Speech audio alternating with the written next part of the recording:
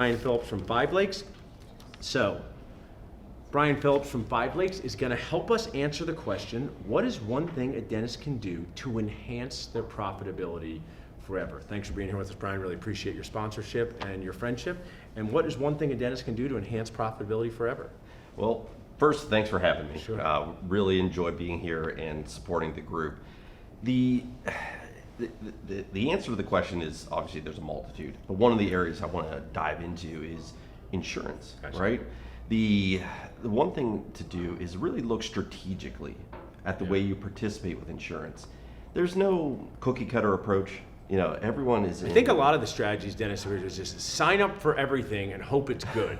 And I've done that in my own practice years ago, and it winds up being a problem. So just to set the context, they also don't teach us anything about insurance in dental school, and then you get out, and it's a lot about insurance. You're like, Absolutely. I wish you would have mentioned this instead of how to wax up a bite rim or something like that. So I appreciate it. I just want to set some context for our dentist here. Definitely, and absolutely, that's true. We see it all the time because we work with practices of all sizes, all across the country, startups through DSOs. Now, one of the things that we do see, especially in the startup world, is when it comes to insurance, join everything, Right. like you said. And when you join everything, you really ultimately have no power. There's no substance behind it. There's no leverage that you have. And what we teach our clients as they're coming on board is that, you actually can put a strategy in place. You got to look at all the factors that influence what plans you're in. Every market is different.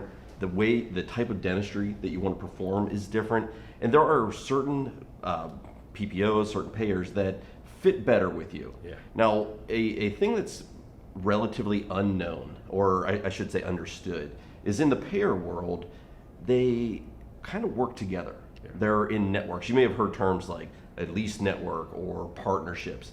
Well, if you don't truly understand that there are a lot of potholes in navigating that. And usually that means that there's money left on the table. So basically what you're saying is the insurance companies can talk to each other, but the dentists can't, right? Yeah. So it seems like a not a favorable system for the dentist. It'd be like if a bunch of parents got together and say, we're not giving out candy, and you told the 3-year-olds, you can't talk to each other about candy. So you guys come in and help unwind some of this, or at least provide awareness. So you guys come in, tell us kind of what your mechanism for decreased stress, increased profitability is. So what we want to do is help the practice ownership understand the way insurance works and how you can navigate through that so that you are taking advantage of the programs as opposed to being taken advantage of. There are a number of factors that come into play. You want to look at your market, of course, and what do employers offer as a dental benefit? What does your competition or even your referral sources? Are you in alignment with them? Are you looking for opportunities?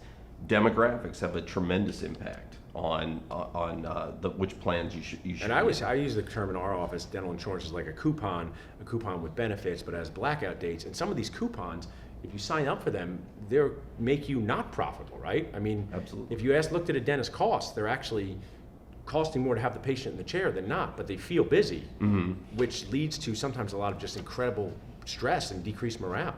Absolutely, and I'm glad you mentioned the coupon approach, because normally you turn a coupon over and you see all the terms and conditions that no one reads. But in the insurance world, very much there are terms and conditions, limitations.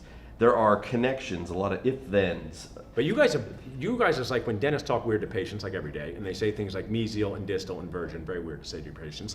You tune them, they tune out. That's what happens with us with the insurance contract. So you guys have kind of signed up to demystify this. Absolutely. We have a research team that really understands and goes out, tracks the industry to see what are the new partnerships, what partnerships have gone away.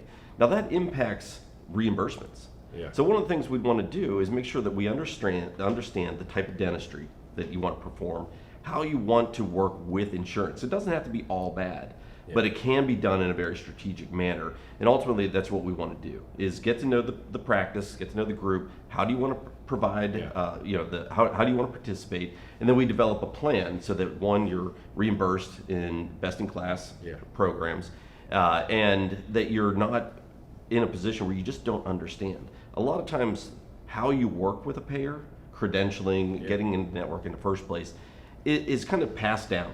I always say you use that line of like crying on the inside. Yeah. You know, and Perfectly. I kind of use the like it's a pull your hair out type thing Yeah. working, you know, with insurance companies oftentimes. So we want to kind of unload that burden. Let us take that. What's interesting, and I'd say is like I like to make insurance an asset, not an adversary in our practice. No matter how we work with it, maybe in network, out network, but being informed is key.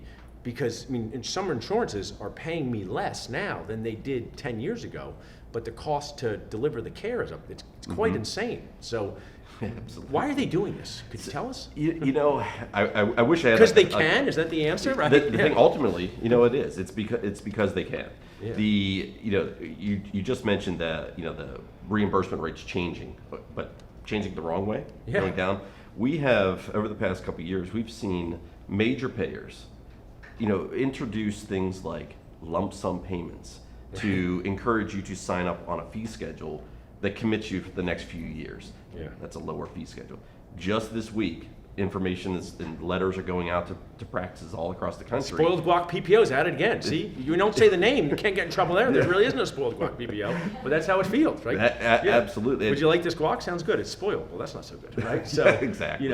I think, you guys are really doing the work of the Lord G.V. Black. That was a guy from dentistry who invented how to prep teeth. Because, you work so hard doing full contact arts and crafts every day.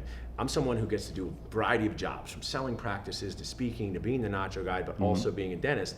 And unless you're a dentist, you don't know how intense it is to literally sit with a person and do arts and crafts in their mouth and then not want to be there, right? So if someone doesn't pay me for a toothbrush that I bought to sell at the office, no big deal. If I don't get paid for a handcrafted Class 2 composite, it's quite a big deal. So I actually appreciate that you guys exist. And, as we wrap up-ish, what has been some of the impact for some of your clients? Because dentists, they're fairly skeptical, right? Sure. They're like living in a basement with their grandmother. Like, everyone's out to get us. But they've used you, and they said, wow, this has worked out much better than I anticipated, right? What's been some of the impacts they've had? So the impact is in a number of areas. One, obviously the improved reimbursements. Depending on the size of your practice, I mean, that could be a substantial amount. Depending on your other goals, it might be a practice might come to us and say, we need to attract more patients. We need more butts in the seat, if you will. And by looking at the way you participate with insurance, you can attract those new patients. So ultimately, what we're looking to do is help achieve the financial goals of the practice.